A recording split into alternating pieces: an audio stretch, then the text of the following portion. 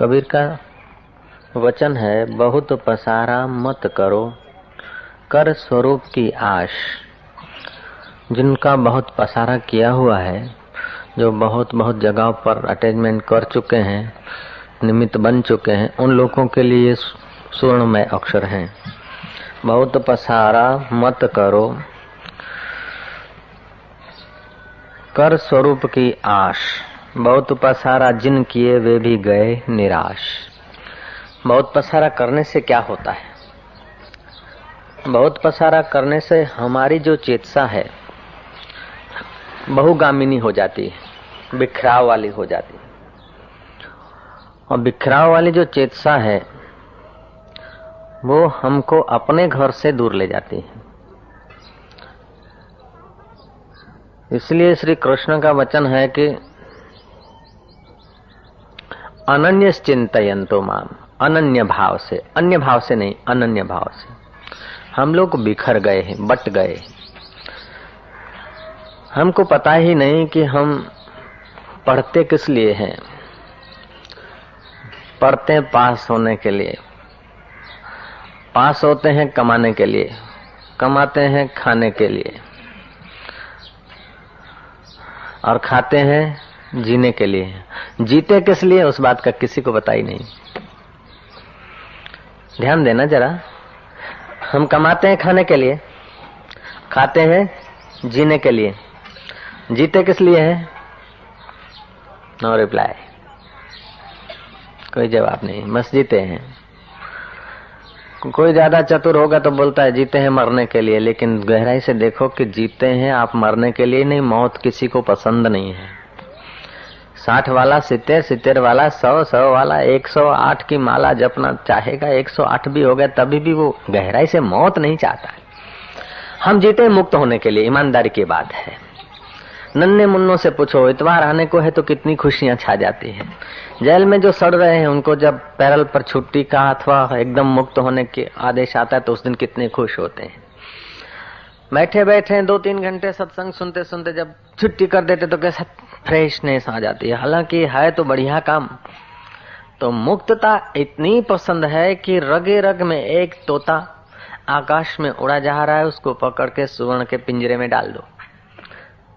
खाने पीने के लिए तुम्हारे ऊंचे से ऊंचे कीमती फल फ्रूट धर दो, स्वर्ण की कटोरी में पीने के लिए पानी दे दो, लेकिन वो जो अभी अभी मुक्त गगनगामी पोपट आया है उसको उसमें डाल दिया, जब तक उसके अंदर की लघु ग्रंथियां बंद नहीं जाती तब तक उसको खाना पीना हराम हो जाएगा। मैंने देखा चिड़िया, भूखे में भूखे ऐसे जंतुओं को, ऐसे प्राणियों को देखा कि वो तड़फ रहे रोटी के टुकड़े के लिए। धीरे धीरे रोटी डालते डालते मैं उनको कमरे में ले गया और कमरा बंद कर दिया। फिर उनके आगे मिठाइयां रखो तो उनके लिए जहर हो गई, बस तड़पते बाहर निकलने के लिए, खुशकोले भी।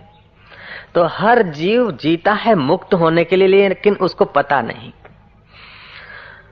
हम कमाते हैं खाने के लिए और खाते हैं जीने के लिए और जीते हैं मुक्त होने के लिए। लेकिन मजे की बात है, मुक्त होने के लिए तुम जीते हैं, लेकिन आज तक मुक्त होने पर के रास्ते पर कदम नहीं रख पाए। गए मंदिर में, गए मस्जिद में, गए गिरजाघर में, गए तीर्थों में, एक आश को पूरी करने के लिए अथवा एक इच्छा को छोड़ के 10 इच्छाएं बुन ली इर्द गिर्द। शुभ कर्म करते, लेकिन शुभ कर्म भी ऐसा ही करते हैं कि मुक्ति के बजाय बंधन ही बढ़ जाए। समेटने के बजाय हम स्वयं को बिखेर देते हैं। ऐसे लोगों के लिए जिनके पास श्रद्धा है, जिनके पास कुछ समझदारी भी है, ऐसे लोगों के लिए ये दोहा जो कबीर जी का है सुवर्ण अक्षरों से लिख लेना चाहिए अपने हृदय की डायरी में। बहुत पसारा मत करो, कर स्वरूप की आश। बहुत पसारा जिन किया वे भी गए निराश। क्योंकि जगत का तुम कितना भी बहुत पसारा करोगे, लेकिन वो उसमें आशा तृप्त नहीं रहेगी, आशा निराशा में ही बदलेगी। जानसुत राजा की कथा अपने साधक जानते हैं। जानसुत राजा बहुत पसारा किया और फिर पसारा करते करते धन अधिक होने पर फिर उबान आई तो दानी बन गया। दान करते करते उसको एक ऐसा शौक चढ़ गया कि मैं ऐसे नदी तालाब बावड़ियां करवा दूं, ऐसे भोजनालय बनवा दूं कि कोई भी आगंतुक साधु संत भिखारी मेरे गांव में प्रवेश करे तो किसी के वहां हाथ फैलाना उसको न पड़े। मेरे ही उस भोजनालय में, मेरे ही अन्न क्षेत्र में, सदाव्रत में वो भोजन किया करे। महाराज ठहर ठहर उसके भोजनालय सदाव्रत अन्न क्षेत्र खुल गए। गांव के इधर उधर के आलसू लोग भी खाते थे, आगंतुक साधु संत भी खा लेते थे, रह लेते थे उसकी धर्मशाला में। पुण्य कर्म तो है ही है, दान अपनी जगह पर अच्छा है ही है। से करते करते 2 फकीर घूमते घामते राजा जानसुत के राज्य में पहुंच गए। मैं फकीर कह रहा हूं, ध्यान से सुनना। 2 बाबा जी नहीं, 2 फकीर। वेश तो बाबा जी का था, फकीर का मतलब है जिसने अपने स्वरूप के विषय में जो संशय है उसकी फाकी कर ली।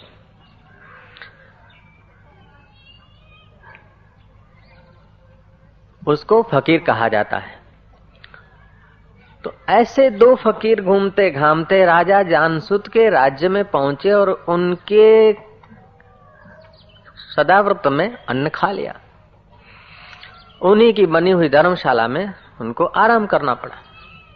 तो वो जो फकीर थे, ब्रह्मवेता थे, ब्रह्मज्ञानी थे, उन्होंने देखा कि इतनी सुव्यवस्था है, इतना दानी राजा है, इस दानी राजा को दान का मान छुड़ाना जरूरी है। पहले पापीपने का मान होता है, फिर पुण्यात्मा का भी मान होता है, कर्ता मौजूद रहता है। पहले विलासीपना है, निर्धनपना है, अनपढ़पना है, फिर पढ़ा हुआ। पहले निर्धन था अब धनवान, पहले कंजूस था अब दाता, पहले अप्रसिद्ध था अब प्रसिद्ध। लेकिन ये सब परिच्छिन्न मान्यताएं संसार से मुक्त नहीं करेगी। जानसुत राजा का पुण्य परिपाक को उपलब्ध हुआ होगा। जानसुत के अन्न को ग्रहण करने के बाद उन बाबाजियों के मन में थोड़ा ख्याल आया कि इसको थोड़ा कर्मों के जाल से ऊपर उठाना चाहिए। दान तो करे, पुण्य तो करे, लेकिन इसके अंदर जो छुपा हुआ ईश्वर का खजाना आत्मज्ञान जो है वो जब तक नहीं मिलेगा तो पुण्यों का फल फिर स्वर्ग में जाएगा, सुख भोगेगा, फिर नीचे आएगा, फिर जन्मेगा। सुख भोगने के लिए भी भोग देना पड़ेगा, दुख भोगने के लिए भी समय देना है और सुख भोगने के लिए भी समय देना है। अपने को खर्च करना है। कोई सुख में अपने को खर्चता है, कोई दुख में अपने को खर्चता है, लेकिन खर्च होता है। अपने आप का खर्च हो जाना एक बात है और अपने आप की खबर हो जाना दूसरी बात है। अपने आप को कोई अच्छे कर्म में खर्चता है, अपने आप को कोई बुरे कर्मों में खर्चता है। बुरे कर्मों में खर्चने वाले का ज्ञान में, साधना में, साक्षात्कार में, मुक्त अवस्था में अधिकार नहीं। अच्छे कर्म में जो अपने को खर्चता है उसका अधिकार है। ये कृष्ण बात बता रहे हैं। आरूढ़ मुनेर योगम, जो योग में आरूढ़ होना चाहता हो, कर्म कारणम उच्यते, उसके लिए कर्म कारण है। जब तक निष्काम भाव से कर्म नहीं किए जाते हैं, पुण्य कर्म किए नहीं जाते, तब तक अंतःकरण शुद्ध नहीं होता और शुद्ध अंतःकरण के बिना जिज्ञासा पैदा नहीं होती। अशुद्ध अंतःकरण में ज्ञान के वचन नहीं ठहरते। अशुद्ध अंतःकरण में भीतर को ठठोलने की, भीतर को खोजने की योग्यता नहीं होती। अशुद्ध अंतःकरण में विश्रांति नहीं होती और विश्रांति वालों की बात ठहरने की क्षमता भी नहीं होती। तो अशुद्ध अंतःकरण को शुद्ध करने के लिए सेवा परायण होना ठीक है, कर्म करना अच्छा है, लेकिन वो कर्म करते करते जो शुद्ध अंतःकरण हो, तो शुद्ध अंतःकरण को फिर शांत अंतःकरण भी बनाना चाहिए। भगवान बुद्ध एक दिन अपने भिक्षुकों के आगे बड़े गूढ़ विषय का प्रतिपादन कर रहे थे। नितांत गूढ़ था और काफी लोग चाह से सुन रहे थे। अब बुद्ध एकाएक चुप हो गए, मौन हो गए। इतने गंभीर हो गए कि किसी की हिम्मत न हुई बुद्ध से पूछने की कि तथागत आप एकाएक क्यों चुप हो गए भगवान? ऐसा कौन सा विषय जिस पर आप प्रकाश नहीं डाल सकते? उस दिन सभा बिखर गई, धीरे धीरे लोग सब चले गए। दूसरे दिन बुद्ध ने जब प्रवचन चालू किया, लोगों ने आदर से सुना। फिर प्रश्न उत्तर हुआ तो किसी भिक्षुक ने पूछा कि भगवान कल आप अधूरे विषय को छोड़कर एकदम मौन हो गए, तूषणी हो गए, नितांत तूषणी हो गए,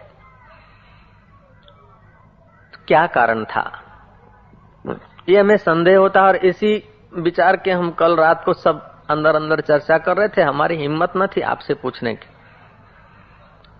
तथागत ने कहा कि मैं जब प्रवचन कर रहा था तो 3 भिक्षुक के हाथ और पैर हिल रहे थे। कई लोग बैठे होते ना, तो उनके हाथ और पैर हिल रहे थे। तो मैंने देखा कि मैं इतना गहराई से बोल रहा हूं और ये इतने बाहर हैं, मैं इतना भीतर हूं और ये इतने बाहर है, सौदा बनेगा नहीं। तो जब सौदा न बने तो माल दिखाना भी बेकार है और देना भी बेकार है। आदमी इतना चंचल होता है कि उसकी चंचलता की खबर उसका स्थूल शरीर काम बता रहा है। ये कर रहा है ना, समझो कि वो अपने आप में नहीं है, बिखरा हुआ है।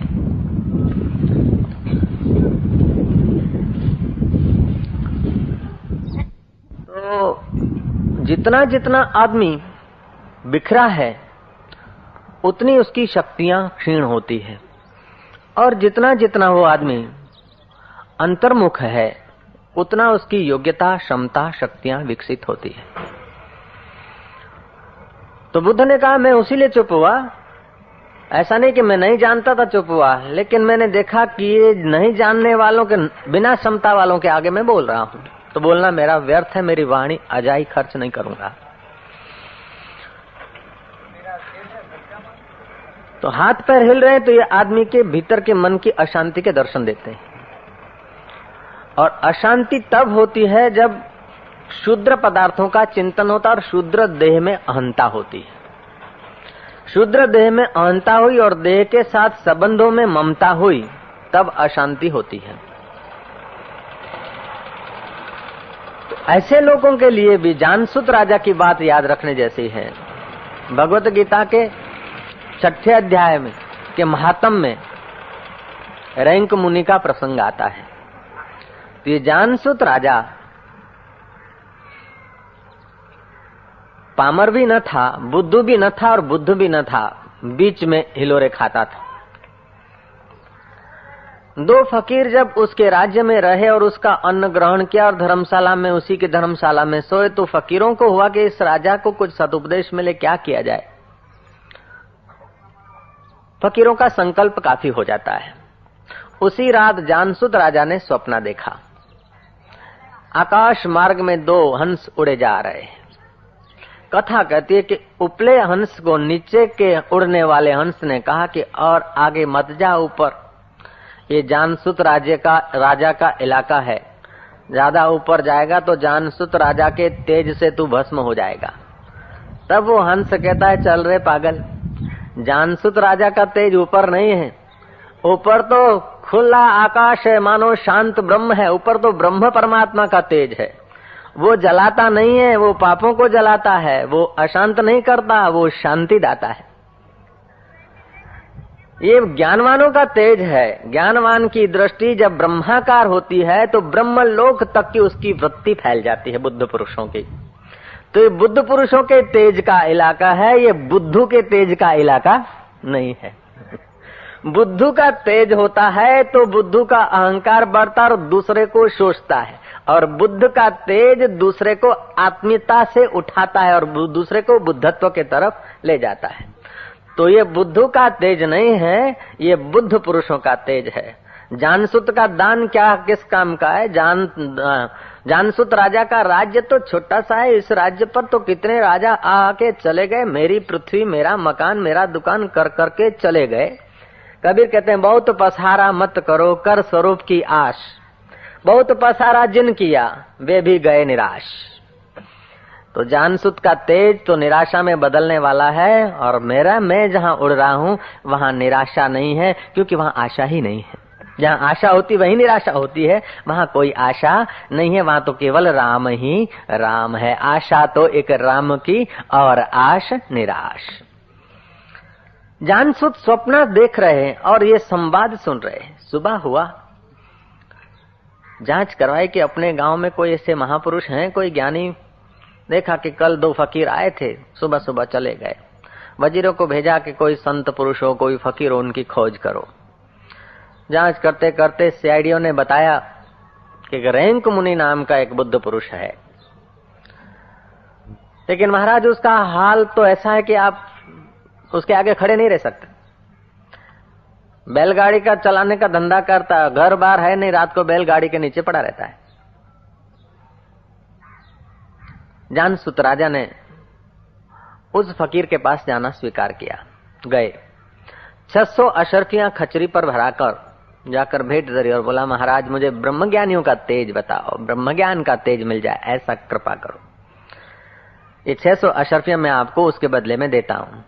रैंक मुनि ने डांट दिया, चल रहे भिखारी कहीं का, तू ब्रह्म विद्या 600 अशर्फियां देकर लेने आया है?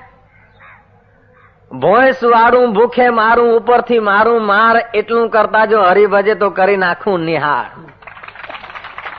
तू 600 अशर्फियों से उस ब्रह्म को जानने को आया है? हमारा ब्रह्म इतना सस्ता नहीं। कवि ने कहा, प्रेम न खेतों उपजे प्रेम न हाट बिकाए, राजा चहो प्रजा चहो शीश दिए ले जाए। 600 अशर्फियां नहीं, लेकिन अपने आप को देना पड़ता है। सुनाई थी वो कथा कि श्रीमद् भागवत का प्रारंभ हो रहा था। सुखदेव जी महाराज परीक्षित के पुण्यों से आकर्षित होते हुए प्रारब्ध वेग से आ रहे थे। सुखदेव जी ने जब कथा सुनाने का संकल्प किया तो सूक्ष्म रूप में देवता लोग आए और देवताओं ने सुखदेव जी को प्रार्थना की कि आपका शिष्य जो परीक्षित है उसको हम स्वर्ग का अमृत पिला देते हैं और इसके बदले में आप हमको ब्रह्म विद्या का अमृत पान कराइए। सुखदेव ने कहा, तुम देवता बड़े चतुर चालाक हो, स्वर्ग का अमृत पीने से पुण्य नाश होते हैं और ब्रह्म विद्या का अमृत पीने से जन्म मरण नाश होते हैं। स्वर्ग का अमृत पीने से आदमी बहिर्मुख होता है, विलासी होता है, और साधना का अमृत पीने से आदमी अंतर्मुख होता है और परमात्मागामी होता है। स्वर्ग का अमृत पीने से आदमी विषयगामी होता है और सत्संग का अमृत पीने से आदमी अंतर्मुख होता है, परमात्मागामी होता है। तो तुम कांच का टुकड़ा देकर कोहिनूर लेने को आए हो, ये सौदाबाजी नहीं चलेगी, तुम चले जाओ। देवता लोगों को वापस कर दिया। तो जानसूत राजा ने जब 600 अशर्फियां ऑफर देकर और बदले में चाहा तो इस विद्या का अदला बदला नहीं होता है। ये विद्या का तो सच पूछो तो साधक और संत के बीच एक निर्दोष प्रेम जब छलकता है तब दिल धुलता है, दूसरे दिल में भर जाता है।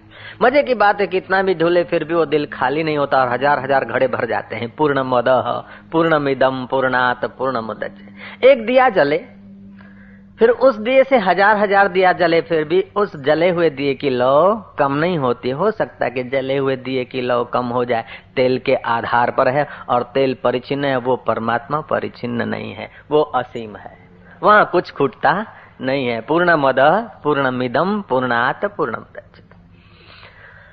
ओम ओम। तो यहाँ आज श्री कृष्ण का वचन है, आरुरुक्ष मुनेर योगम। योग में यदि आरूढ़ होना चाहते हो तो तुम्हारे लिए कर्म कारण है। कर्म करो लेकिन फल की इच्छा न रखो, फिर भी फल की इच्छा हो जाती है। कई लोग बोलते हैं कि हम तो निष्काम भाव से करते हैं, देश की सेवा करते हैं। देश की सेवा करने वाले लोग ऐसा मानते हैं कि भगवान ने देश को बनाया है, कहीं न कहीं कमी रख दिया है, हम सेवा करके वो कमी निकाल के लोगों को सुखी कर देंगे। ऐसी बात नहीं है। देश की सेवा, कुटुंब की सेवा, परिवार की सेवा, ये सब सेवा जब तक तुमने गीता को ठीक से समझा नहीं, बुद्ध पुरुषों का सानिध्य किया नहीं, तब तक मन तुमको सेवा के बहाने अपनी इच्छा तृप्ति में आपको बांटता रहेगा, बिखेरता रहेगा। और हम बिखरते बिखरते यहाँ तक पहुंच जाते हैं कि लोगों की नजरों से तो हम धनी हो, संत हो, प्रसिद्ध हो, सेठ हो, शाहूकार हो, लेकिन अपने आप में हम देखते हैं तो कुछ न कुछ खटकता रहता है, कुछ न कुछ कमी होती रहती है। कमी तब दिखेगी जब कमी वाले में हम बैठेंगे और पूरा तब दिखेगा जब हम पूरे में बैठेंगे। अंतःकरण और शरीर, मन शरीर और संसार ये प्रकृति की चीजें हैं। प्रकृति कोई दिन पूरी नहीं है, और जब तक हम संसार में, शरीर में या अंतःकरण में बैठे तब तक हमें पूर्ण तृप्ति नहीं होगी। अभी कह देते हैं कि बस एसएससी पास हो जाए बस शांति, बापू परीक्षा છે પેન ને હાથ અડાડો બસ, બીજું કઈ નથી માંગતો। ભલે ભઈલા, ગંગામાઈની કૃપાથી, વરદાદાની દયાથી, તારી મહેનતથી જે તે કહો તું પાસ થઈ જા। થઈ ગયો પાસ, પછી કે કેમ કે બસ બહુ સારું થઈ ગયું, પેંડા ખાઓ હવે, કે બીજું કાંઈ નથી જોતું, પણ કોલેજમાં દાખલા મળી જાય બસ એટલી જ વાત। चलो कॉलेज में भी हो गए, एलजीबीजी करते करते डॉक्टरी कोर्स लिया और एमबीबीएस भी हो गए। अब क्या हाल है कि हमारी पोस्टिंग जरा बड़ी सिटी में हो तो ट्रेनिंग लेने में मजा आए। पोस्टिंग बड़ी सिटी में हो गई, फिर कि बापू अब सर्विस नहीं, अपना दवाखाना खोले तो अच्छा है। दवाखाना अपना खोला, अब आप तृप्त हो गए। जिन्होंने अपना दवाखाना खोला है और देह छुरी घुमाते रहते हैं, सेवा के बहाने वाड़ीलाल में जाते हैं, वीएस में जाते हैं, और जगह जाते हैं, और फिर वहां से चुन चुन के मुर्गे अपने उसमें भरते और कटाकटी करते हैं। और माड़ी पे माड़ी है, कार है, 2 कार है, 4 कार है, ऐसे लोगों को मैं जानता हूं। अपना प्लेन है, ऐसे डॉक्टरों को मैं जानता हूं। फिर भी उनकी गहराई में देखोगे तो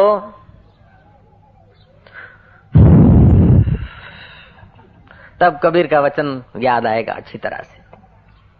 बहुत पसारा मत करो कर स्वरूप की आश, बहुत पसारा जिन किया वे भी गए निराश। बहुत पसारा जिन किया वे भी गए निराश। रात्रि को हम सो जाते हैं, कोई इच्छा नहीं होती, कोई वासना नहीं होती, कोई पसारा नहीं होता। सेठ, नौकर, राजा, रंक सब एक अवस्था में, फुटपाथ वाला अथवा एयर कंडीशन बंगले में आराम करने वाला। प्रारंभ में वो अपने को सुखी मानता, वो अपने को दुखी मानता, मान्यता अपनी वृत्ति की है। हो सकता है फुटपाथ वाला बोले, अरे सेठ ये लोग तो क्या एयर कंडीशन में सोते हैं, कभी गर्मी पड़ी तो बीमार, अपने तो फुटपाथ पे सोते हैं, ऐसे हैं, अपने सुखी है। उसकी मान्यता से वो सुखी भी हो जाए। और सेठ बोले क्या तो આપણે શું એર કન્ડિશન ને બીજું ત્રીજું, હવે તો આજે બહુ ગરમી છે, મશીન બગડ્યું છે, लाइट आई नहीं, હવે मारू के भाई बन्यू। तो इस प्रकार की वो वृत्ति करेगा तो सेठ एयर कंडीशन में होते हुए भी वो हॉट कंडीशन में, और वो फुटपाथ पे होते हुए भी सुखी हो सकता है। लेकिन फुटपाथ सुख का कारण नहीं है, एयर कंडीशन दुख का कारण नहीं है। वेदांत तो तुम्हें एयर कंडीशन नहीं छुड़ाता, वेदांत तो तुम्हें फुटपाथ पे नहीं भेजना चाहता, लेकिन वेदांत चाहता है कि जिस समय जो अवस्था आए वो अवस्था संसार की है, शरीर की है, मन की है। तुम इन सबको सत्ता देने वाले हो, तुम स्वामी होकर सेवक मत बनना। तुम अपनी महिमा, अपनी मोहर जिसको जिस प्रकार की लगाते हो वह चीज वैसी हो जाती है। एक आदमी शमशान के पास रहता था, बड़ा डरता था। माँ बाप की मिलकत थी, मकान वहां रह गया, बच्चा कहीं पढ़ लिख के आया, सुना था भूत होते हैं, प्रेत होते हैं, अब शमशान से गुजर के जाना पड़ता है। दोपहर होती 10 बजते, 10:30 बजते तब जाता, और शाम को जल्दी भागा भागा घर पहुंच जाता, क्योंकि बीच में मशान पड़ता है। कोई भूत न पकड़ ले, कोई प्रेत न आ जाए, कोई हवा कौवा न खा जाए, बड़ा भयभीत रहता था। महाराज समय बीतता गया, धड़कन तो चालू रही। गांव में घूमते घामते कोई बाबा जी आए, बाबा जी को कहा कि मशान में से मैं गुजरता हूं ना, मेरा बस खाया पिया सब खून लेवल हो जाता है। आज वो क्या, बाबा जी ने देखा कि इसको मन में घुस गया कि मसान में कोई है भूत प्रेत, पकड़ लेगा, मार लेगा।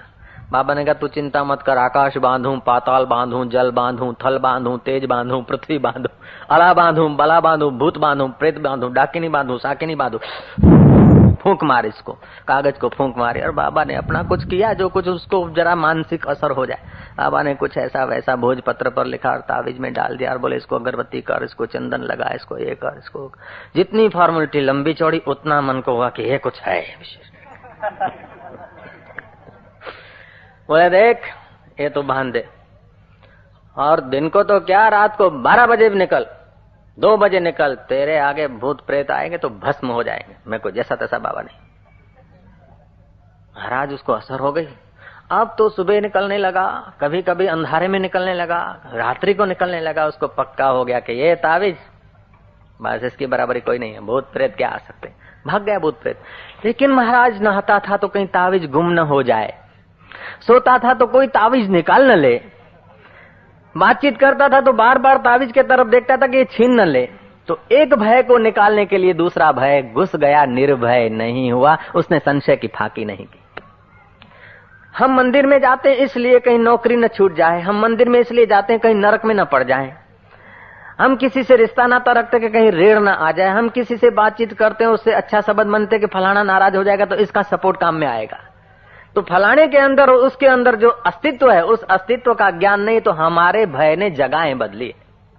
एक कंधे से दूसरा कंधा और दूसरे कंधे से पहला कंधा, कंधे बदलते आए, दुख नाश हुआ नहीं, दुख ने कंधे बदले हैं, दुख ने जगहें बदली है। पास हो जाऊं तो शांति, प्रमोशन मिल जाए तो शांति, लाड़ी मिल जाए तो शांति, छोकरा मिल जाए तो शांति, छोकरे को पत्नी मिल जाए तब निराश, और पत्नी को छोकरे की पत्नी। अब सब मिल जाती नहीं, और मिलती तो सबका स्वभाव सेट नहीं होता, स्वभाव सेट नहीं होता तो दादा अपसेट हो जाते हैं। और समझो सेट भी हो गए तो भी आसक्ति ऐसी होती है कि मौत सब सेट को अपसेट कर देता है। છોકરાઓને ભણાવવા ઘણા વ્યવસ્થિત કરી દીધા, છોકરાને ઘેર છોકરા છે એમને પણ સારી રીતે દાખલ કરી દીધા, બધું સેટ થઈ ગયું, પણ કાકા તમારે સેટ થવાનું બાકી છે, નહીં તો બધું સેટ થયેલું અપસેટ થઈ જશે। कबीर कहते तुम अपने को आप में सेट करो, फिर दूसरा तुम्हारे होने मात्र से सेट होने लगेगा। दूसरा सेट हुआ तो भी अपसेट, और अपसेट है तो भी अपसेट है। जगत का कोई काम हम पूरा कर लें तो भी अधूरा है, अधूरा तो अधूरा है ही है, लेकिन जिसको हम लोग पूरा मानते हैं वो भी अधूरा है। वो आखो दाड़ो काम करे, रात पड़े सासू ना पग दाबे, सासू के पति को के आबा रोटला कर्या, अजवाळું કર્યું, વાસણ ઉટક્યા, છોકરાને સુવડાવી દીધા, પતિને પણ દવા આપવાની હતી આપી દીધું, બધું નિરાત, બધું કામ પતી ગયું। સવાર થાય કે કેમ કામ પતી ગયું, કે કામ પતું નથી, બધું બાકી છે, ચા કરવી બાકી છે, कप धोवा बाकी चन, छोकरा नवराना बाकी। ऐसे ही रोज काम पूरा करके आदमी सोता है, सुबह देखो तो सब का सब अधूरा है। जीवन भर तुम पूरा करते करते मर जाते, फिर भी कुछ न कुछ अधूरा रह जाता है, क्योंकि बहुत की आश हमें निराशा में गिरा देती है। बहुत है नहीं, बहुत के पीछे जो एक है उसका जब तक ज्ञान नहीं होता तब तक बहुत विषय, बहुत इंद्रियों का। अब इंद्रियां तो हमारे पास 5 हैं, आंख एक है लेकिन उसके विषय अनेक, रंग अनेक, कान एक है, श्रोत्र इंद्रिय एक है लेकिन उसके शब्द अनेक हैं, नाक एक है, गंध अनेक है, जीव एक है, रस अनेक है। तो ये कुल 5 विषय, 5 विषय अलग अलग हैं, लेकिन पांचों विषयों को प्रकाशने वाला तो एक है। जिसने रूप को देखा उसने रस को देखा, जिसने रस को देखा उसी ने गंध को देखा, जिसने गंध को देखा उसी ने शब्द को सुना। तो ये सुनने वाला तो एक है। जिसने सुख को देखा उसने दुख को देखा, जिसने मित्र की वृत्ति को देखा उसी ने शत्रु की वृत्ति को देखा। तो मित्र और शत्रु ये तुम्हारी वृत्तियों का खेल है, तुम स्वरूप का ख्याल करो। आरुरुक्ष मुनेर योगम कर्म कारणम उच्यते। योग में आरूढ़ होना चाहते हो तो तुम्हारे लिए कर्म कारण है। कर्म करते करते अंतःकरण जब शुद्ध होता है, कर्म केवल ऐसा नहीं कि किसी को मकान दिलाया, ये करा वो करा। भक्ति करना भी एक कर्म है, ध्यान करना भी एक कर्म है, जप करना भी एक कर्म है, दूसरे के आंसू लूस लेना वो भी एक कर्म है। ऋषि दयानंद जा रहे थे, रास्ते में चौमासे के दिन थे, एक बैलगाड़ी कीचड़ में फंस गई थी। लोग घेरा डाल के खड़े हो गए थे, सब सुझाव देते थे, ऐसे निकालो ऐसे निकालो, बेट हटाओ, ये करो वो करो। बैल ज्यों ज्यों जोर मारते थे त्यों त्यों वो गाड़ी के पहिए अंदर घुसते जाते, बैल के मुंह से फीन और लाड़ निकलने लगे। ऋषि दयानंद ने देखा कि सब सुझाव देते हैं, काम बिगड़ रहा है, बैलों को खोल दिया, अपने पास जो ऊपर की धोती थी उसको बांध के कमर में गाड़े को खींच के बाहर निकाल दिया, फिर चल दिए जैसे कुछ हुआ ही नहीं। लोग प्रशंसा करने लगे, महाराज तुमने बहुत काम किया, ये क्या वो क्या। बोले क्या, किसने किया, कौन किया, आ गई लहर, हो गया, इसने किया, जिसने किया उसने किया, और जिसका हुआ हुआ, उसमें मैं और तुम क्या होते। तो बुद्ध पुरुष के द्वारा बड़े बड़े काम हो जाए, समझदार संत के द्वारा बड़े बड़े काम हो जाए हमारी नजरों में, लेकिन उनसे तुम पूछो कि तुम क्या करते हो, वो करता है तो फिर वो संत नहीं, और संत है तो करता नहीं। हम तो गुलाम नबीर के भाई हैं। गुलाम नबीर जा रहा था रास्ते से, पूनम की रात थी, कहीं नजर पड़ी कुएं में, देखा कि अरे रमजान के महीने और आज चांद फंसा इधर कुएं में, चांद फंस गया। बोले तू कुएं में फंस गया यार, हमारी जाति वाले सब भूखे मरेंगे, बाहर निकल। खूब डांटा फटकारा, पत्थर मारे, बाहर निकल नहीं तो पिटाई करूंगा। चांद कुएं में से बाहर निकले भी कैसे? गुलाम नबी ने कहा तू नहीं निकलेगा, लेकिन मैं तुझे निकाले बिना जाऊंगा भी नहीं, और रोजा भी मैं भी नहीं खोलूंगा और लोग भी नहीं खोलेंगे। मैं ऐसा आदमी नहीं कि तुझे छोड़ दूं, मैं बड़ा कार्य करता हूं, मैं विशेष आगेवान हूं, तेरे को बाहर निकाल के ही छोड़ूंगा। महाराज रस्सा वस्सा इकट्ठा किया और फांसा लगाया, डाला कुएं में। पानी हिला, बोले अब हिलता है, घबराता है, लेकिन बाहर नहीं आता है, जरा सा तो मान। आटलो घबराय से तोय मानतो नहीं, कांपे से तोय नहीं मानतो। महाराज हर एक की दुनिया अपनी अपनी होती है। जगत कैसा है मत कहो, दुनिया कैसी है उसका कोई बयान मत करो। देखने वाला कैसा है, जैसा देखने वाला है उस समय जगत ऐसा है। कीड़ी की नजर में जगत अपना, कौवे की नजर में जगत निराला, हाथी की नजर में जगत निराला, मच्छियों का जगत निराला, चूहों का जगत निराला, संसारियों का जगत निराला, साधक का जगत निराला। कोई जैनी जा रहा है और उसने देखा किसी सन्यासी को, उसके लिए वो साधु साधु नहीं। जैनी के पास कोई बुद्ध पुरुष बैठा है, जैनी के पास कोई कबीर बैठा है, जैनी कबीर की अपनी मान्यता है, कबीर का अपना अनुभव है, और जैनी गोयका के साधु तो उसको कहेंगे जो फूमती बांधे, उबला हुआ पानी पिए और घर बार छोड़ा हुआ हो, नंगे पैर हो। कबीर न नंगे पैर है, न उबला हुआ पानी पीते, न घर बार छोड़ा है। जैनी की नजर में कबीर कबीर नहीं है, नानक कोई संत नहीं है। ऐसे ही वागरी के पास से कोई नानक गुजर जाए अथवा कोई जैनी फकीर सच्चा संत गुजर जाए, तो ठीक से आ तो उघारा पगे फरे तो खाई पीन आवा थे कि हमें तो मरे हैं रे माए बाप, तेरा बावा थे जाओ मजा। उसके लिए साधु होना, लड्डू खाने के लिए साधु होना है, उसके लिए साधु होना कोई लक्ष्य नहीं है। तो वागरी की दृष्टि अपनी है, जैनी की दृष्टि अपनी है, हिंदू की दृष्टि अपनी है, मुसलमान की दृष्टि अपनी है, और हिंदुओं में भी हर एक व्यक्ति की अपनी अपनी निगाह है। एक कुटुंब में 5 आदमी और 5 आदमी की अपनी अपनी निगाह से वो संत को देखते हैं, भगवान को देखते हैं। तो दृष्टि रेव सृष्टि, जैसी दृष्टि ऐसी ही सृष्टि होती है। जिस काल में जैसी दृष्टि उस काल में ऐसी सृष्टि। तो जैसे जैसी तुम्हारी योग्यता बढ़ती जाती है, जितनी जितनी वासनाएं कम होती जाती है, इच्छाएं कम होती जाती है, और आप अपने आप में आते रहते हो, घर में आते रहते हो, उतना उतना आपको ख्याल होता है कि जीवन कितना मूल्यवान है, सत्संग कितना मूल्यवान है, और फकीर का शब्द कितना मूल्यवान है। गुलाम नबी ने क्या करा जरा बता दूंगा। फांसा डाला, खूब हिलाया, पेલું આપણે ડોલ બોલ ફસાઈ જાય ને તો બિલાડી ના ફેરવી અંદર, એવી રીતે પેલો ફાંસો ફેરવ્યો અને ફેરવતા ફેરવતા कोई चट्टान में फंस गया वो फांसा। गुलाम नबी के यार अब तो तेरे को फंसाया तो है, निकाल के छोड़ूंगा। जोर मारा, अब चट्टान से जोर क्या चलता है, बोले कुछ भी हो मैं तेरे को निकाल के ही छोड़ूंगा। महाराज निकल नहीं रहा, पसीना पसीना करो। बोले मैं एक मर्द की औलाद हूं, मैंने अपनी माँ का दूध पिया है, अब तू कौन है, माँ क्या है, दूध क्या है, तू नहीं जानता, केवल सुना सुनाया है माँ का दूध पिया है। ये सब अहंकार के खेल हैं। मैं मारी माँ નું दूध पीधું છે, आई जाते तारी बा નું दूध पीधું હોય तो। महाराज 2 5 10 झटके मारे, और झटके मारे तो रस्सी टूट गई और पीठ के बल से वो बेचारा जा गिरा तो मूर्छित हो गया। कुछ घड़ियों के बाद मूर्छा खुली और आंख खोली, देखा कि आकाश में आया। बोले ठीक है थोड़ी सी चोट लगी है, लेकिन तेरे को लाके रख दिया, तेरे को लाके मैंने रख दिया, मैं कोई जैसा तैसा आदमी नहीं हूं। तो जो अपने आप में नहीं होता उसको मन कितने कितने धोखे देता है। फिर गुलाम नबी हो कि गेईमल हो,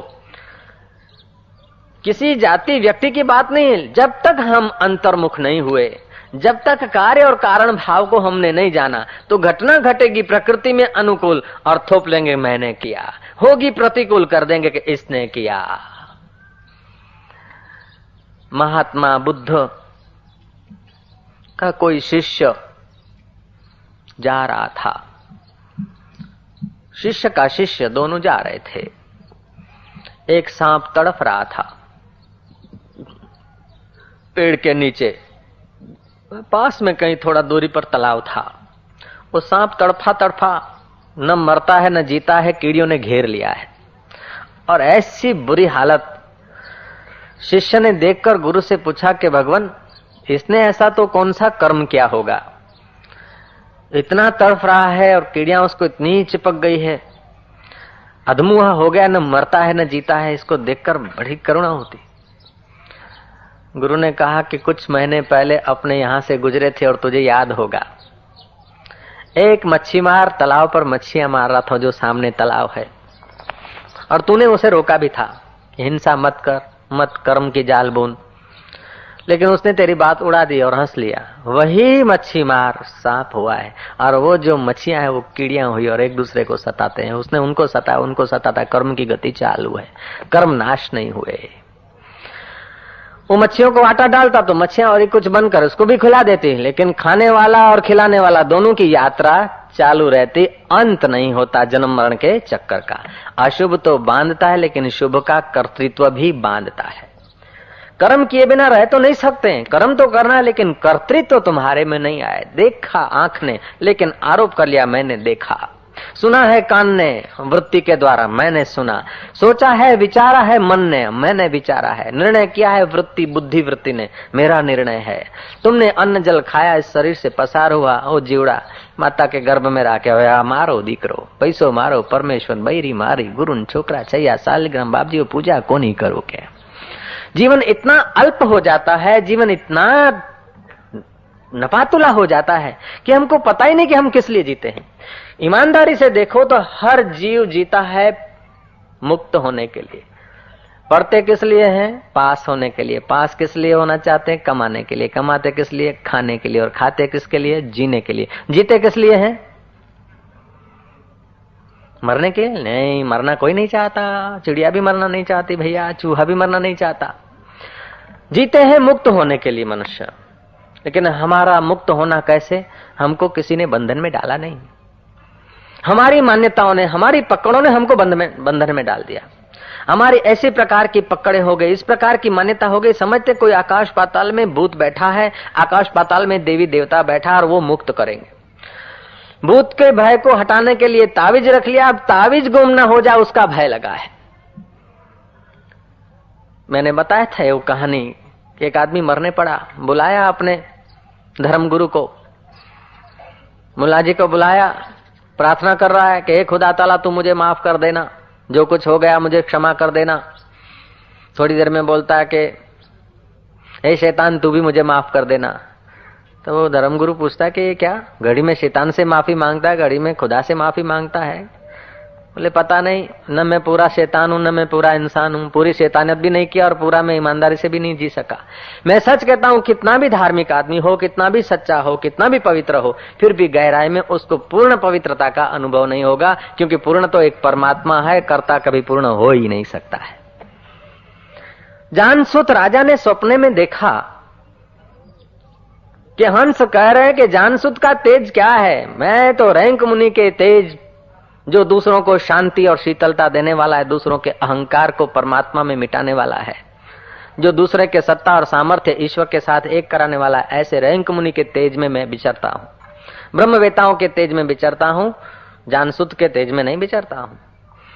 जानसूत ने सुना, रैंक मुनि के पास गए, 600 अशर्फियां वापस दे दी। रैंक मुनि नाराज हो गए हैं, अब क्या किया जाए? जांच करते करते पता चला कि रैंक मुनि कैसे प्रसन्न हो। आदमी लगा दिए पीछे, जिस कारणों से रैंक मुनि प्रसन्न हो वे कारण उन्होंने खड़े कर दिए। रैंक मुनि के चरणों में एक घाव भेंट कर दिया। रैंक मुनि का जो जैसा रैंक मुनि को अनुकूल लगे ऐसा उन्होंने वातावरण कर दिया, और रैंक मुनि रैंक पर्ण नाम गांव का रख दिया। कहा कि भगवान अब ये गांव तो मैंने आपके चरणों में अर्पण किया और मेरा सिर आपके चरणों में अर्पण है, मैं और मेरा राज्य कुछ भी नहीं है ब्रह्म विद्या के आगे। तब रैंक मुनि प्रसन्न हुए कि ये अपनी मान्यता छोड़ना चाहता है। रैंक मुनि को गांव की जरूरत क्या? रैंक मुनि ने कहा कि राजन तू अन्न धन ये देकर सबको अपना मानना चाहता है, या सबको मैं खिलाता हूं, लेकिन सबके अंदर जो बैठा है उसमें यदि तू स्थिर हो जाएगा तो तेरे को अनुभव होगा कि ब्रह्मा विष्णु महेश का भी मैं उत्पत्ति और पालन करता हूं, मैं इतना महान हूं, ऐसा तुझे ज्ञान हो जाएगा। बाहर के साधनों से तू दाता बनकर तेरी असीमता में तू नहीं पहुंचेगा, बाहर के धन से तू पूर्ण धनी नहीं होगा, बाहर की सत्ता से तेरी पूरी सत्ता नहीं होगी, बाहर के राज्य से तेरा पूरा राज्य नहीं मिलेगा। इसलिए कबीर कहते हैं, दास कबीर चढ़्यो गढ़ ऊपर राज्य मिलियो अविनाशी। तुम उस अचल को जान लो, फिर अचल की सत्ता से ब्रह्मा भी चल रहे हैं, विष्णु भी चल रहे हैं, महेश भी चल रहे हैं। उस अचल चैतन्य का अनुभव कर लोगे तो तुम्हारा ये धन जान सुख संपत्ति जो ससीम है वो तुम्हें असीम मालूम होगी। तुम्हारा शरीर न होते हुए भी तुम रहते हो और तुम ऐसे अखुट हो, तुम ऐसे व्यापक हो कि सच पूछो सब तुम्हारा ही खाते हैं और सब तुम्हारे में ही जीते हैं। तुम इतने व्यापक हो। साक्षात्कार होता है तब बुद्ध पुरुषों का ये अनुभव नहीं होता कि मेरा इतना आश्रम है, मेरे 2000 शिष्य हैं, अभी 50,000 शिष्य हुए, फिर 50 लाख होंगे और 50 लाख शिष्यों का मैं गुरु। नहीं, जब तक ऐसा याद है उसको मैं 50 लाख शिष्यों का गुरु हूं, तब तक वो महात्मा नहीं है। वो नेता है, धर्म का नेता हो सकता है। महात्मा को तो 50 लाख की सीमा नहीं होती, 50 करोड़ की सीमा नहीं, ये जगत नहीं, लेकिन इससे भी अनंत अनंत जो जगत है, उन सब जगतों का जो आधारभूत है वो महात्मा का अधिष्ठान, महात्मा का अपना अनुभव है। महात्मा को अनुभव है कि तमाम तमाम आकाश गंगाएं मुझ में है, तमाम तमाम सूर्य मुझ में है, तमाम तमाम चांद मुझ में है, तमाम तमाम दुनिया मुझ में है और मैं उनमें हूँ। वे बदल जाते, नाश होते, लेकिन मैं नाश नहीं होता हूँ। आशाराम नाश हो सकता है लेकिन मैं नाश नहीं होता हूँ। तुम्हारे घर में आग लगे तो तुम भागोगे और महात्मा के घर में आग लगे तो बैठ नहीं रहेगा। भागता तो वो भी नजर आएगा, तुम भी नजर आओगे, लेकिन तुम बोलोगे मैं भागता हूँ और वो बोलेगा ये भागता है। फर्क हो गया। तुमको कांटा चुभेगा तो तुम भी निकालोगे और महात्मा को चुभेगा तो भी निकालेंगे। बुद्ध को चुभे तो उसे भी पीड़ा होगी और बुद्ध को चुभे तो पीड़ा दोनों को होगी। फिर भी बुद्ध कहेगा कि हाय मुझे चुभ गया, अब मैं बच गया, और बुद्ध कहेगा जिसे चुभा था उसको मैंने बचा दिया। बुद्ध अन्न खाएगा और बुद्धू भी अन्न खाएगा। बुद्ध कहेगा ये मेरा जीवन है और बुद्धू कहेगा यही मेरा जीवन है, अन्न ही जीवन है मेरा। और बुद्ध कहेगा कि अन्न इसका जीवन है, मेरा जीवन और मरण इसके आधार पर नहीं है, मैं अमिट हूं। दृष्टि में फर्क है। घाट वाले बाबा का नाम तो तुमने कई बार सुना है। कोई प्राइम मिनिस्टर का हेलीकॉप्टर जा रहा था हरिद्वार से, तो मैंने मजाक की, मैंने कहा देखो जा रहे हैं, अभी फलानी जगह उनकी सभा है, अखबार में आया था, लोग काले झंडे लेके भी खड़े होंगे, ऐसा भी सुना है। तो ऐसा कोई अपना कोई साधक को, ऐसा कोई संत को ऐसा तैयार करे कि अब राष्ट्र के उसके, बोले भाई जो संत है वो काहे को उलझन में पड़ेगा, जो ज्ञानी है वो उलझन में क्यों पड़ेगा। ये लोग तो देश काल में बेचारे उलझे हुए हैं, ज्ञानी देश काल में क्यों उलझेगा। ज्ञानी वो अपना ज्ञान का राज्य छोड़ के फिर मेरा दे रहा है कि कुर्सी में क्यों आएगा। तो मैं फिर क्या किया जाए। बोले क्या किया जाए, बस ऊंचे से ऊंचा, साधकों को ऊंचे से ऊंचा जाना चाहिए। मैं ऊंचे कैसे जाए, कैसे पहुंचे। बोले विचारों से पहुंचा जाता है, कोई हेलीकॉप्टर में बैठ के थोड़े ऊंचा पहुंचा जाता है।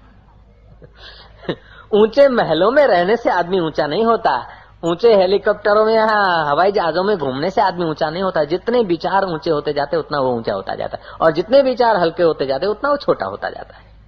आदमी लंबा होने से कोई बड़ा नहीं होता, उम्र बड़ी होने से कोई बड़ा नहीं होता। जितनी समझ बड़ी होती है उतना वो बड़ा हो जाता है, और जितनी समझ छोटी होती है उतना वो छोटा हो जाता है। तो जो रुपयों से नहीं हो सकता, जो धन और सत्ता से नहीं हो सकता, कुटुंबी और पड़ोसियों से नहीं हो सकता, जिनको जीवन भर तुम साथ में लेकर घूमते हुए लोग जो नहीं दे सकते हैं, वे वह बात संत लोग तुमको हंसते हंसते दे देते हैं। लेकिन फुर्सत नहीं मिलती। क्यों कि हम इतने बिखरे हुए हैं, इतना हमने आश को फैला रखा है कि हमको अपने घर में लौटने के लिए भी परिश्रम करना पड़ता है। सच पूछो कि अपने आत्मा को जानने में परिश्रम की गुंजाइश नहीं। ईश्वर को पाने में कोई परिश्रम करने की जरूरत नहीं है। इतना उल्टा परिश्रम कर लिया कि ईश्वर भी एक कोई बस मजूरी का विषय बन गया। ईश्वर पाना कोई मजूरी का विषय बन गया। हसीबो खेलीबो धरीबो ध्यान, अहर्निश कथिबो ब्रह्म ज्ञान, खावे पीवे न करे मन भंगा, कहे नाथ में तिसके संगा। ऐसा कुछ संस्कार, ऐसा वातावरण घुस गया। वशिष्ठ कहते हैं राम जी, इस जीव को बाल्य अवस्था से जो मूर्खता के संस्कार न मिले, बचपन से इसमें यदि मूढ़ता के संस्कार न सींचे जाए, तो मुक्त होने के लिए कोई विशेष परिश्रम की आवश्यकता ही नहीं है। बचपन से गलत संस्कारों सींचे जाते हैं। बच्चों में बच्चे को माँ कहते देख देख नहा लिया, आप कितना अच्छा लगता है। तू बड़ा होएगा, तू पढ़ेगा, तू डॉक्टर बनेगा, लोगों को चूसेगा, बंगला बनाएगा और सुखी होएंगे। अब सुखी क्या, दूसरे सुखी है कि ये होगा फिर? तो समझते कि ये जुटाने के बाद सुख होगा, ये जुटाने के बाद, ये करने के बाद सुख नहीं। सुख तो अभी तुम सुख स्वरूप हो। जितनी इच्छाएं कम उतना सुख ज्यादा, और इच्छा नहीं तो परम सुख का भंडार हो गया हो। बहुत पसारा मत करो कर स्वरूप की आश, बहुत पसारा जिन किया वे भी गए निराश।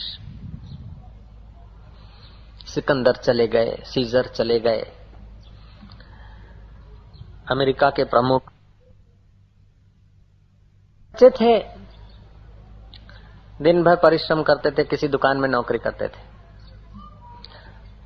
और शाम को किसी विद्यार्थी के किताब उधार लेकर रात को पढ़ते थे। एक शाम को देखा कि कोई लक्कड़हार ताप में लक्कड़ काट रहा है, कट्टे नहीं, पसीने पसीने से तरबतर है।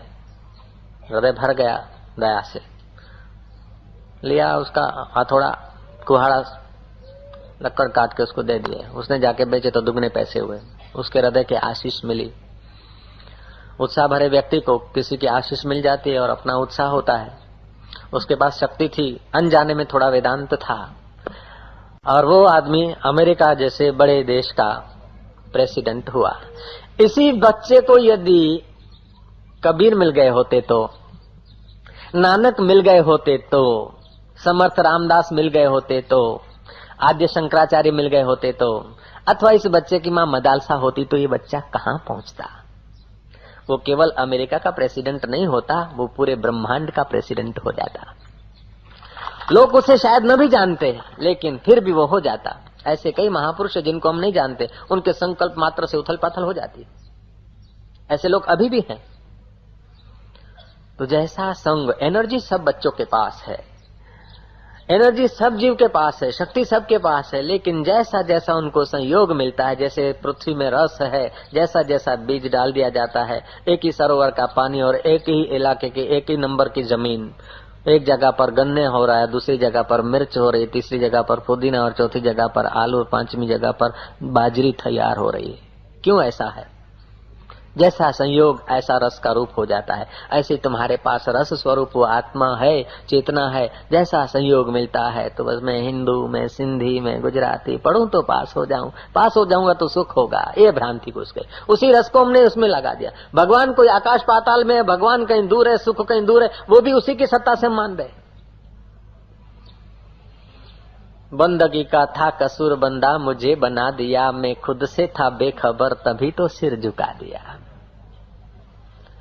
अंतःकरण शुद्ध होता है तो महापुरुषों का उपदेश समझ में आ जाए, तब पता चलता है कि मेरा सुख कोई आकाश पाताल में नहीं था, मेरा इष्ट कहीं इधर उधर नहीं था। बिछड़े हैं जो प्यारे से दर बदर भटकते फिरते हैं, हमारा यार है हमें हमन को बेकरारी क्या। इतना मिल जाए तो सुखी होऊंगा, इतना कर लूं तो सुखी हो जाऊंगा, इतना पाऊं तो सुखी हो जाऊंगा, इतना बन जाएगा तो आए निराश। कबीर बोलते हैं नहीं, कबीर लाल बत्ती दिखाते हैं कि इतना करने के बाद नहीं, कुछ करने के बाद सुख नहीं मिलेगा। केवल जान लो कि तुम दुखी क्यों हो, तुम्हारा जन्म मरण क्यों है। तुमको जगत का ज्ञान नहीं, उसलिए जन्म मरण हो रहा है। जगत નું નથી જાણતા તેથી જન્મ મરણ ચાલે છે, ભણેલા નથી તેથી જન્મ મરણ થાય છે, પૈસા નથી તેથી જન્મ મરણ થાય છે, આ દાઢી નથી તેથી જન્મ મરણ થાય છે नहीं। अपने और ईश्वर के बीच क्या फासला है, अपने स्वरूप का ज्ञान नहीं और ईश्वर की व्यापकता का पता नहीं, इसलिए जन्म मरण हो रहा है। बाहर से हम कितने भी सत्ता सामग्री सहित हों, सुखी हों, लेकिन जब तक ज्ञान में रुचि नहीं है, जब तक ज्ञानवानों का सानिध्य पाकर अपने आप में हम गए नहीं, तब तक हम सचमुच बच्चे हैं, छोटे बच्चे हैं। ऐसे बच्चों के लिए श्री कृष्ण कहते हैं आरुरुक्ष मुनेर योगम कर्म कारणम उच्यते, योगारूढ़स्य तस्यैव क्षमा कारणम उच्यते। योग में आरूढ़ होने के लिए कर्म करो, और कर्म करते करते हृदय शुद्ध हुआ हो तो फिर कर्मों में से भी समय बचाकर तुम अपने घर में लौटो, अंतर्मुख हो जाओ, अपने आप को पूछो, ढढोलो, कौन? ये हो गया फिर क्या, ये पा लिया फिर क्या, ये कमा लिया फिर क्या, ये खा लिया फिर क्या, ये देख लिया फिर क्या, यहाँ पहुंच गए फिर क्या? जानसूत राजा जितना राज्य मिल गया, जानसूत राजा जितनी धर्मशालाएं कर ली, जानसूत राजा जितने सदाव्रत खोल दिए, लेकिन फिर क्या? अभी तो नाम मात्र रह गया, वो भी कथा में कभी कभी सुनने को मिलता। नहीं तो जानसूत जैसे कितने राजा आए और चले गए, तो हम तुम क्या होते? इसलिए समय का पूरा पूरा सदुपयोग करें कि हम लोग बंधन से छूट जाए। कमाते क्यों है? खाने के लिए। और खाते क्यों है? जीने के लिए। और जीते क्यों है? कि मुक्त होने के लिए। जिस विषय से जो कर्म करने से आपको अपनी मुक्तता का अनुभव हो, वो सब कर्म पुण्य है। और जो कर्म करने से आपको बंधन लगे, जो कर्म करने से अंदर वाला आपको जरा सा डंकता रहे, वो कर्म पाप है। महान सोक्रेटिस से किसी ने पूछा कि आप इतने महान कैसे हो गए? बोले, मेरा एक मित्र मेरे साथ में रहता था, मारो भाईबंध मारी સાથે રહેતો,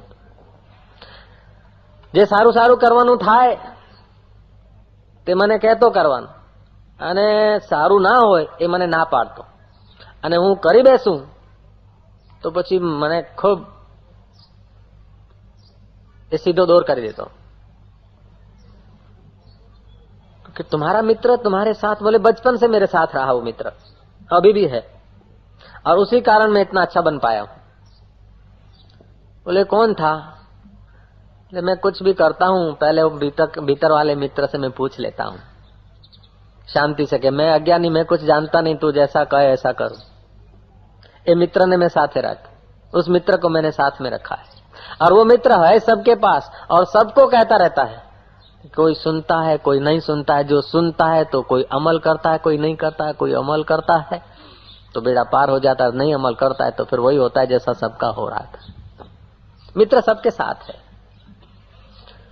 बड़े में बड़ा गुरु साथ बैठा है, बड़े में बड़ा मित्र साथ बैठा है, और बड़े में बड़ा गुरु और बड़े में बड़ा मित्र है, ये सुनाने के लिए उस मित्र के आवाज नहीं सुन पाते, इसलिए बाहर का किसी गुरु के द्वारा भी वही मित्र सुनाने को ही तत्पर हो रहा है। बाहर के गुरु के द्वारा भी सुनाता तो वही है। अंतःकरण शुद्ध होगा तो उस मित्र की आवाज सुनने के कान खुलेंगे, और अंतःकरण अशुद्ध होता है तो उस मित्र की आवाज वासना सुनने को नहीं देती। जैसे वो आ रहा था सिकंदर, गुरु ने पूछा, कहां जाते हो? बोले, ये राज जीतने को। बोले, राज जीत के क्या करोगे? बोले, फिर दूसरा जीतूंगा। डायोजनीस ने कहा, समझो दूसरा जीत लिया फिर क्या करोगे? बोले, तीसरा चौथा फिर भारत जीतूंगा। डायोजनीस हंसे, बोले, समझो भारत जीत लिया फिर क्या करोगे? बोले, फिर शांति से रहूंगा। शांति से, बाद में शांति से ही रहना है ना। तो अभी नदी बह रही है, हवाएं गुनगुना रही है, पक्षी गीत गा रहे हैं, ठंडा ठंडा हवा आ रही है, खाने को साल भर का है, फिर इतना परेशानी मोल क्यों लेते हो? शांतिથી જીવું છે ને બધું કરીને પછી આનંદ જ લેવો છે ને શાંતિ જ લેવી છે, બેહી जा भैला। बोले, बात तो सच्ची है, लेकिन अब निकल पड़ा हूं, जाने दो। बोले, निकल पड़े तो बैठ भी सकते हो, वहां जाके ही बैठना, इधर उधर होकर भी। और ये जरूरी नहीं कि तुम वापस यूनान को पहुंचो, ये सब विजेता होने के बाद तुम सुखी हो जाओ, ये जरूरी नहीं, और बाद में तुम शांति से रह सको, ये भी जरूरी नहीं। न तू जान्यू जान की नाथे सवारे सुन था से। बड़े बड़े महात्माओं का शरीर जो ब्रह्मचर्य व्रत का पालन किया, उनको भी जवानी में बीमारी ने घेर लिया और मौत के शिकार हो गए। कोई पता है कल की बात का? अंगूठे छाप व्यक्ति करोड़पति, लाखोंपति और डबल ग्रेजुएट 500 की नौकरी के लिए बेचारा अर्जियां लिखता है। ये प्रारब्ध वेग का खेल है। कर्मों की गति किसने देखा कि तू ये करने के बाद, इतना करने के बाद वैसे ही रहेगा? ये जरूरी नहीं है। अंगूठा, जिनको अंगूठे छाप हैं वो करोड़पति है, उनके पास LLB पढ़े लिखे लोग नौकरी करते हैं, ऐसे लोगों को मैं जानता हूं। बूढ़ा है, रेंक रहा है, खाने को नहीं है, घर वाले कहते कब मरेगा, खां खां कर रहा है, रात को नींद नहीं आती है, दिन को चैन नहीं पड़ती, सुनाई नहीं पड़ता। 80 साल हुए और 81 में चालू, और जवान अभी शादी करके 6 महीने के बाद मर गया। कोई पता है? तो ऐसा मत सोच के मैं जाऊंगा, विजेता होऊंगा, ये करूंगा, बाद में फिर यूनान को पहुंचूंगा और आराम से जीऊंगा।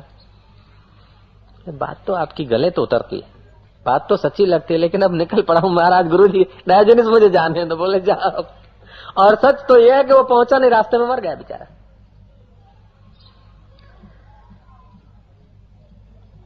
क्या करिए क्या जोड़िए थोड़े जीवन काज, छोड़ी छोड़ी सब जात है देह गेह धन राज।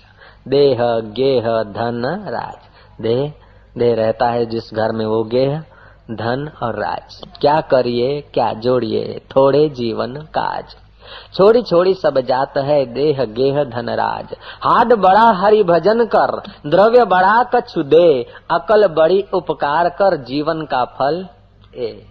उपकार तो दूसरे का न कर तो तेरी कोई ज्यादा चिंता की बात नहीं, कम से कम अपना तो उपकार कर। और मजे की बात है जो अपना उपकार नहीं कर सकता वो दूसरे के उपकार का कभी ठेका उठाए तो समझो खतरनाक आदमी। महात्मा बुद्ध के पास एक सेठ आए, उन्होंने कहा कि महाराज मैं अब आपके शरण आ गया हूं और आज के बाद मैं ये अपना पूरा जीवन संसार के कल्याण में लगा दूंगा। मेरे पास छोटा सा राज्य था, अब मैं पूरा राज्य लगा दूंगा भगवान के काम में। बुद्ध के आंखों से आंसू टपकने लगे। भिक्षुक आनंद ने देखा कि क्या बोला तो हमारे गुरु के कोमल हृदय पर ठेस लगा दिया, आंखों से आंसू आ गए। हमारे गुरु के आंसू हम नहीं देख सकते। वो आदमी घबराया, बोले हमने तथागत को तो कुछ कहा नहीं, हमने तो केवल ये बात कहा ताकि वो खुश हो जाए। मैंने कहा मैं मेरी संपत्ति मेरा राज्य लोक कल्याण में हम लगा देंगे, लोगों की सेवा करने में अपना जीवन बिताऊंगा। बुद्ध ने कहा मित्र उसीलिए मुझे रोना आ गया, मेरे आंसू टपक गए उसीलिए। तूने मुझे कुछ नहीं कहा लेकिन मुझे दया आती है कि तू दूसरे के कल्याण में लग गया, अब तेरा कल्याण कौन करेगा? तेरा कल्याण तू जब तक करने को नहीं होगा तब तक मेरे जैसे 33 करोड़ देवता और बुद्ध आ जाए तो भी कल्याण होना मुश्किल है। कम से कम अपना कल्याण तो तू करो, और करो या न करो अपना कल्याण तो करो। अपना कल्याण यह है कि तुम कर्म करो, कर्म में कर्तृत्व न आने दो।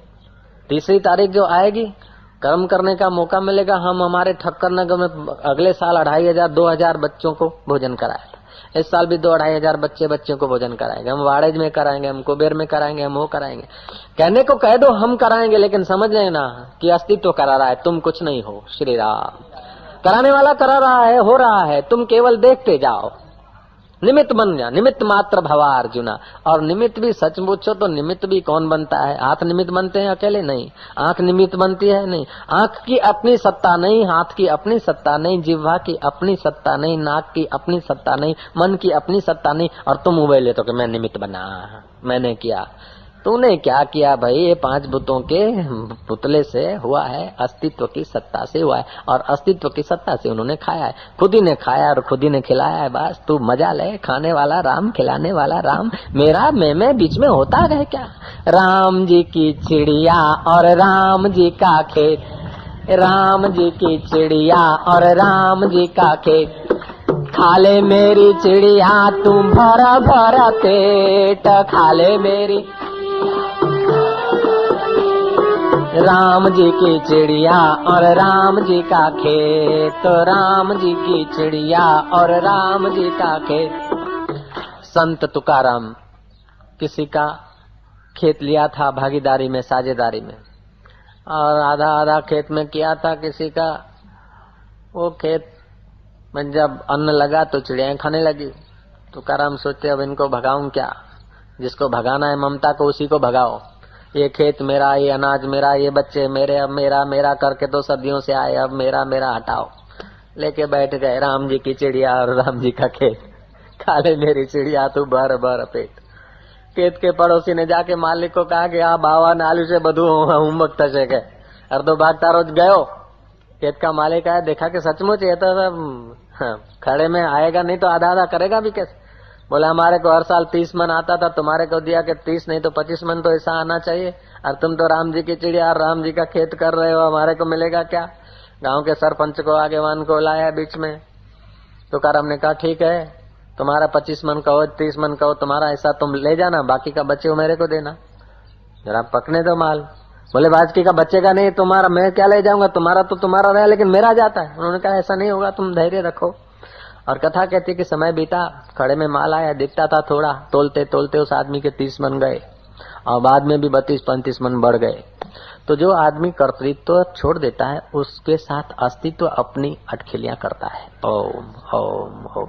तो कृष्ण कह रहे हैं आरुरुक्षम मुनेर योगम कर्म कारणम उच्यते।